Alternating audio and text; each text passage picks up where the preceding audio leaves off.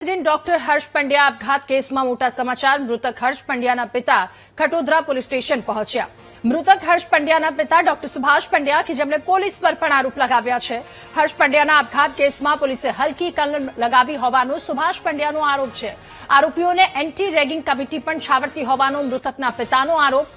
મારો પુત્ર આપઘાત કરી ગયો પરંતુ રેગિંગ ગણતા નથી, ડોક્ટર સુભાષ પંડ્યાએ કહ્યું। ઘટના બની ત્યારે 2 દિવસ પહેલા મારા પુત્રએ એચઓડીને ફરિયાદ કરી હતી।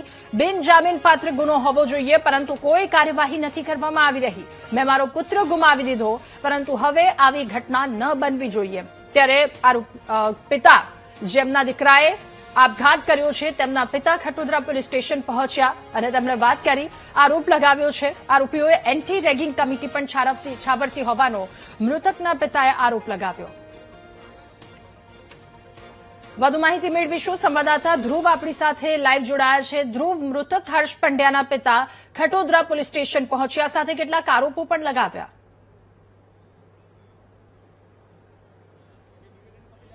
બિલકુલ, સુરત નવી સિવિલ હોસ્પિટલમાં રેસિડેન્ટ ડોક્ટર હર્ષ પંડ્યાએ જે રીતે આપઘાતના સમાચાર સામે આવ્યા છે અને તેની સાથે રેગિંગ થયું હોવાનું જ્યારે વાત સામે આવી રહી હતી ત્યારથી આ કેસ ખૂબ જ ચર્ચામાં રહ્યો છે અને હવે જે હર્ષ પંડ્યા જે છે તેમના પિતા જે છે તે હવે સુરત ખટોદરા પોલીસ સ્ટેશન પહોંચ્યા છે અને નિવેદન લખાવવા પણ આવ્યા છે અને અનેક એવી બાબતો પર તેમણે સીધી વાતો કરી છે કે જેમાં શંકા ઉપજાવી રહ્યું છે। ત્યારે આપણી સાથે હર્ષ પંડ્યાના પિતા સુભાષભાઈ પંડ્યા જોડાયા છે ડોક્ટર, તેમની સાથે વાત કરીશું।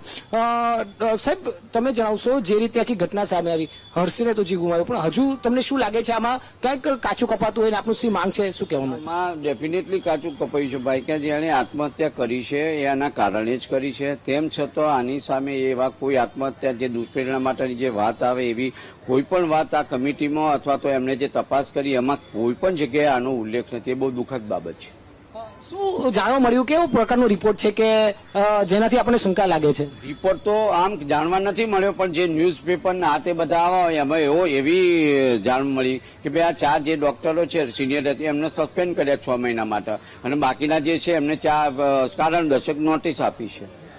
સાહેબ, શું લાગે છે જે ફરિયાદ જે છે તમારા પુત્રએ એ કરી હતી એવું પણ ખબર પડી છે? બિલકુલ, ઓલરેડી એ લોકોએ કેટલી વાર રજૂઆતો કરી છે। આ લોકોએ રજૂઆતો એક વાર ની કેટલી વાર કરી છે કે ભાઈ તમે ધ્યાન આપો, પણ કોઈએ એના ઉપર ધ્યાન નથી આપ્યું।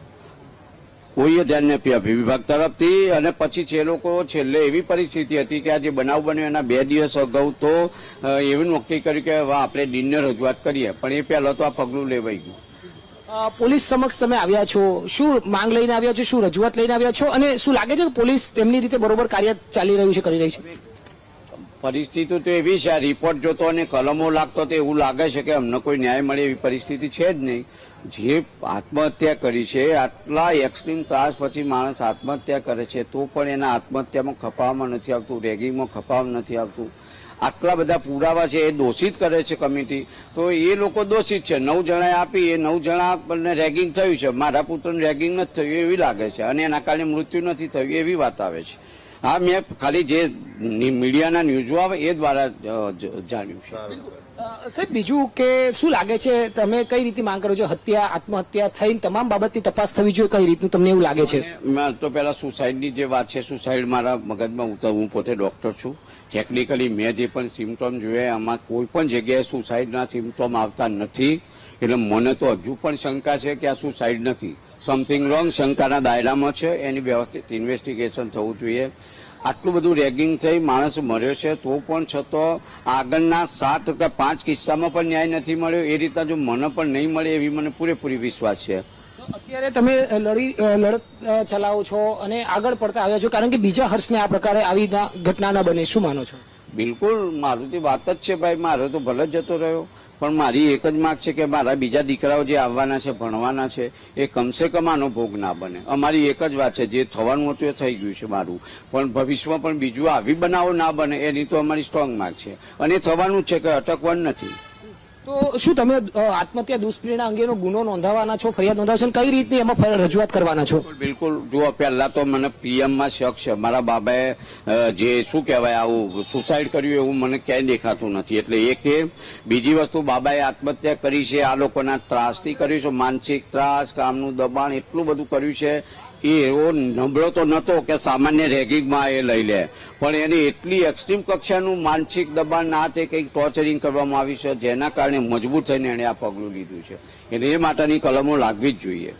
બિલકુલ, એટલે પરિવારની માંગ છે કે આમાં હલકી મુજબની કલમો લગાવી છે, પરંતુ તેમાં એ મુજબ નહીં, પરંતુ મજબૂત કલમો લગાવવી જોઈએ, તેને પૂરો ન્યાય મળવો જોઈએ. મારા દીકરા સાથે જે થયું, પરંતુ બીજા જે ભણવા આવી રહ્યા છે દીકરા, એમની સાથે આવું ના થાય તે માટે આ લડત લડવામાં આવશે અને ન્યાય મળશે ત્યાં સુધી કામગીરી આગળ રજૂઆત કરવામાં આવશે. જી ધ્રુવ, આભાર આપનો તમામ વિગતો સાથે જોડાવા બદલ.